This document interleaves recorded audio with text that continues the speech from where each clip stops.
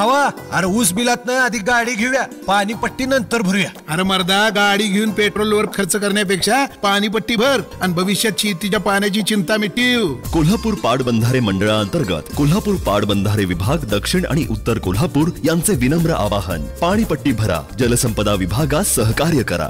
उत्रेश्वर चषक फुटबॉल स्पर्धेतील आज झालेल्या सामन्यात उत्रेश्वर प्रासादिक वाघाची तालीम आणि बालगोपाल तालीम मंडळ या संघांनी प्रतिस्पर्धी संघावर विजय मिळवत पुढील फेरीत प्रवेश केला.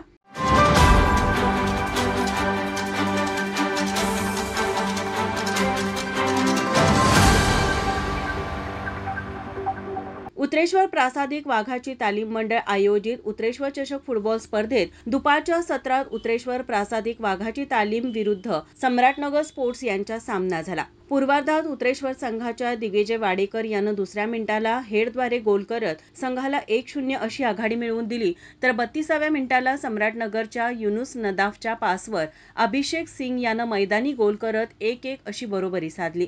मध्यांतरापर्यंत हा सामना 1-1 बरोबरीत राहिला.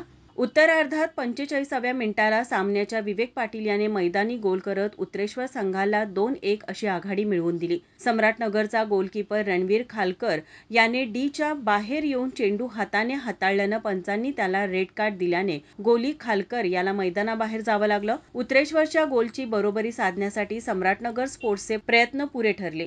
संपूर्ण वेळेत उत्रेश्वर संघाने 2-1 अशी आघाडी कायम ठेवत सम्राटनगर स्पोर्ट्सवर विजय मिळवत पुढील फेरीत प्रवेश केला. तर सकाळच्या सत्रातील सामन्यात बालगोपाल तालीम मंडळानं 2-0 गोलने प्रॅक्टिस फुटबॉल क्लबवर एकतर्फी विजय मिळवत पुढील फेरीत प्रवेश केला. उद्याचे सामने सकाळी 7:30 वाजता फुलेवाडी फुटबॉल क्रिकेट मंडळ विरुद्ध वेताळमाळ तालीम मंडळ यांच्यात, तर दुपारी 4 वाजता पीटीएम अ विरुद्ध रंकाळा तालीम मंडळ यांच्यात खेळवला जाणार आहे. माझा महाराष्ट्र न्यूज कोल्हापूर. ताज्या घडामोडी पाहण्यासाठी माझा महाराष्ट्र न्यूजला आजच सबस्क्राईब करा.